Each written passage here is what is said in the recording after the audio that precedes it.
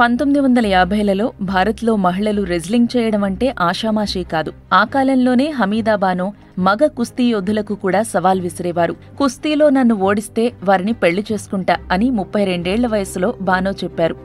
ఆ సవాల్కు స్పందించి ఆమెతో తలపడేందుకు 1954 ఫిబ్రవరిలో పంజాబ్లోని పటియాలా నుంచి ఒకరు, పశ్చిమ బెంగాల్లోని కోల్కతా నుంచి మరొక పహిల్వాన్ వచ్చారు. వారిద్దరినీ ఆమె చిత్తుగా ఓడించారు. అదే ఏడాది మే నెలలో ఆమె వడోదరకు కూడా వెళ్లారు. అక్కడ కూడా ఆమె సంచలనం సృష్టించారు.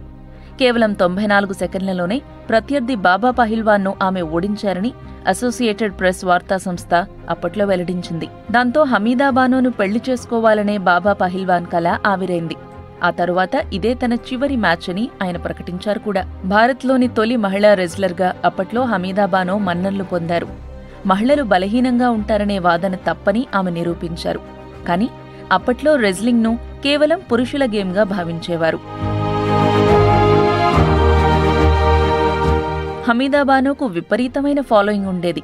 ఆమె బరువు, ఎత్తు, తీసుకునే ఆహారంపై తరచూ వార్తలొస్తుండేవి. ఆమె 107 కిలోల బరువు, 5.3 అడుగుల ఎత్తు ఉండేవారని వార్తలొచ్చాయి.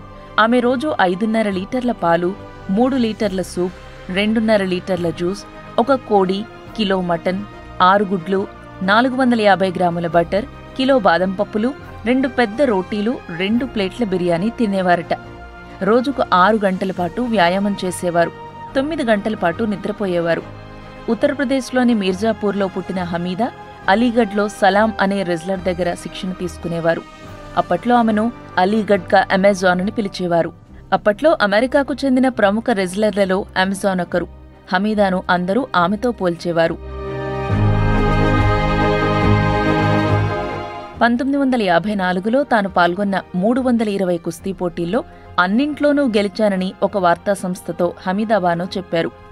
కుస్తీ పోటీ కోసం వడోదరకు వెళ్లినప్పుడు ఆమెకు స్వాగతం పలుకుతూ జనాలు బ్యానర్లు, పోస్టర్లు కట్టారు. లారీలపైన పోస్టర్లతికించారు.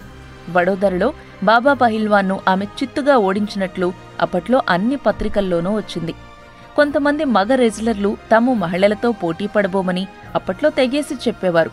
మరోవైపు ఒక మహిళ బహిరంగంగా పురుషులకు సవాల్ విసరడం, వారిని చిత్తుగా ఓడించడం ఆ రోజుల్లో చాలా మందికి నచ్చేది కాదు. అప్పట్లో పూణేకు చెందిన నేషనల్ ట్రైనింగ్ అసోసియేషన్ అభ్యంతరం వ్యక్తం చేయడంతో రామచంద్ర సాలో అనే రెజ్లర్ బానోతో పోటీని రద్దు చేసుకున్నారని టైమ్స్ ఆఫ్ ఇండియా ఒక కథనాన్ని రాసింది.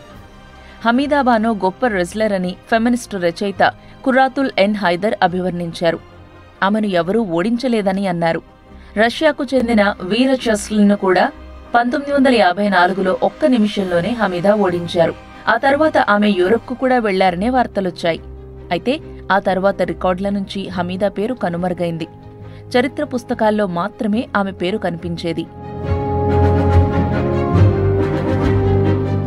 ఆ తరువాత హమీదా బానో ఏం చేశారో తెలుసుకునేందుకు వివిధ దేశాల్లో ఉంటున్న హమీదా బానో కుటుంబ సభ్యులతో బీబీసీ మాట్లాడింది. యూరప్కు వెళ్లాలనే ఆలోచనతో ఆమె కెరియర్ పతనం కావడం మొదలైందని వారు చెప్పారు. మా నానమ్మతో పోటీ పడేందుకు ఒక విదేశీ మహిళ వచ్చారు. మా నానమ్మ చేతిలో ఓడిపోయారు. యూరప్కు వచ్చేయాలని ఆమె మా నానమ్మకు సూచించింది. అయితే అక్కడికి వెళ్లొద్దని ఆమె ట్రైనర్ సలాం అన్నారు అని సౌదీ అరేబియాలో ఉంటున్న ఆమె మనవడు ఫిరోజ్ చెప్పారు. యూరప్ వెళ్లకుండా ఆపేందుకు మా నానమ్మను సలాం కర్రతో కొట్టడంతో ఆమె చెయ్యి విరిగింది అని ఆయన తెలిపారు. సలాం కొట్టడంతో ఆమె కాలు కూడా విరిగిందని వారి ఇంటి పొరుగున ఉండే రహీల్ ఖాన్ చెప్పారు. ఆమె సరిగా నిలబడలేకపోయేవారు. ఎలాగోలా కోలుకున్నారు. కానీ మునిపట్లా నడవలేకపోయారు అని ఆయన వివరించారు. వారిద్దరి మధ్య తరచూ గొడవలు జరుగుతుండేవని ఆయన తెలిపారు. మా నానమ్మ సాధించిన పతకాలను సలాం అమ్మేశారు. ఆయన వల్ల ఆమె ఆర్థికంగా చాలా ఇబ్బందులు ఎదుర్కోవాల్సి వచ్చిందని ఫిరోజ్ చెప్పారు. చివరి రోజుల్లో ఆమె చాలా కష్టాలు పడ్డారని రహీల్ అన్నారు. ఆర్థిక ఇబ్బందుల కారణంగా తమ ఇంటి సమీపంలోని ఒక మైదానం దగ్గర ఆమె బూందీ అమ్మడం మొదలుపెట్టారని ఆయన తెలిపారు. ఆమెకు సలాంతో పెళ్లైందని కొందరు, కాలేదని మరికొందరు చెప్పారు. ఆమె వ్యక్తిగత జీవితం గురించి భిన్న వాదనలు వినిపించినా కుస్తీలో ఆమెను ఎవరైనా ఓడించినట్లు మాత్రం ఒక్క వార్త కూడా కనిపించలేదు.